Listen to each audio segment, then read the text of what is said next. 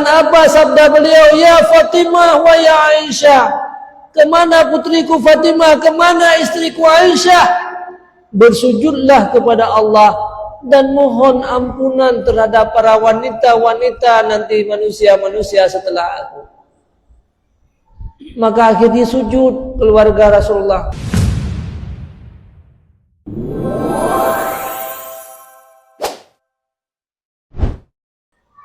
Bahkan pernah diceritakan, wahai saudaraku sekalian, pada sebuah malam Rasulullah SAW golom jab ruang atau tempat tiba-tiba kagak bedah kembali.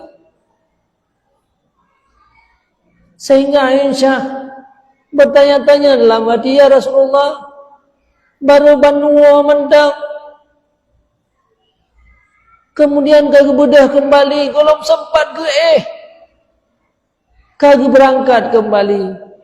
Dia setat le keluarga hagujak Rasulullah tinggal-tinggal malam.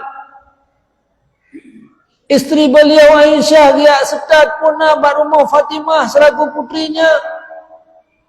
Coba Fatimah juga hendak doa Rasulullah SAW. Sibuk keluarga dia setat Rasulullah belum sempat kagak bedah kembali. Akhirnya wahai saudaraku sekalian, setat mantabohnya hanam Rasulullah. Ban kekalan kainan bak bineh perkuburan bakinya.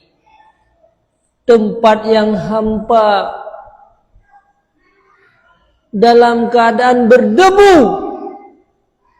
Beliau sedang bersujud di hadapan Allah. Air matanya mengalir sangat banyak sekali.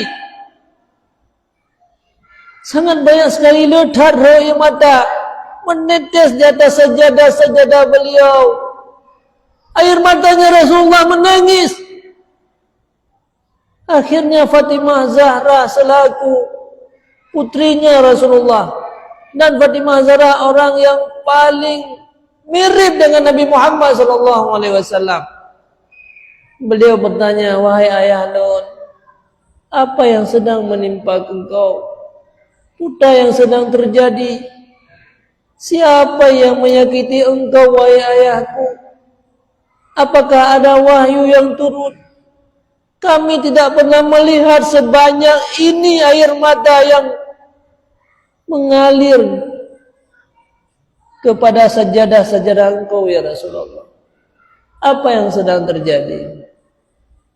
Putranya berkali, Rasulullah, saya sedang memohon keampunan untuk umatku. Air mata beliau hanya untuk tanya, wahai saudara Lut. Air mata Nabi Muhammad teringat umatnya, teringat kekasihnya Rasulullah SAW. Bahkan apa sabda beliau, ya Fatimah wa ya Aisyah, kemana putriku Fatimah, kemana istriku Aisyah? Bersujudlah kepada Allah dan mohon ampunan terhadap para wanita-wanita nanti manusia-manusia setelah aku. Maka akhirnya sujud keluarga Rasulullah. Siapa yang bersujud? Fatimah Zahra. Siapa yang bersujud? Aisyah Ridha. Bersujud di hadapan Allah dan memohon, ya Allah,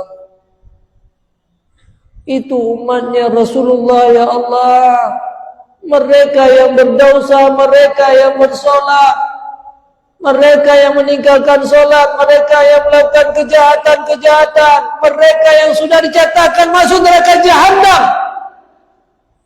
Selamatkanlah mereka, ya Allah, ampunkan dosa mereka, selamatkan mereka, ya Allah.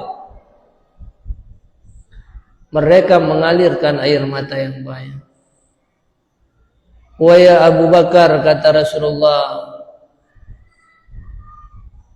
wa ya Sayyidina Ali bin Abi Thalib, bersujudlah kalian berdua, mohon keampunan kepada seluruh laki-laki daripada umatku. Akhirnya mereka juga bersujud. Sayyidina Ali bersujud di hadapan Allah, Sayyidina Abu Bakar bersujud di hadapan Allah, Fatimah Zahra bersujud, Aisyah bersujud, Rasulullah bersujud. Semua keluarga-keluarga Nabi Muhammad bersujud. Bukan untuk dirinya, bukan untuk keselamatan dirinya, tapi untuk keselamatan kita selaku umatnya Nabi Muhammad sallallahu alaihi wasallam. Makanya wahai saudaraku sekalian, sebegitu besar kasih sayang Nabi Muhammad kepada saya.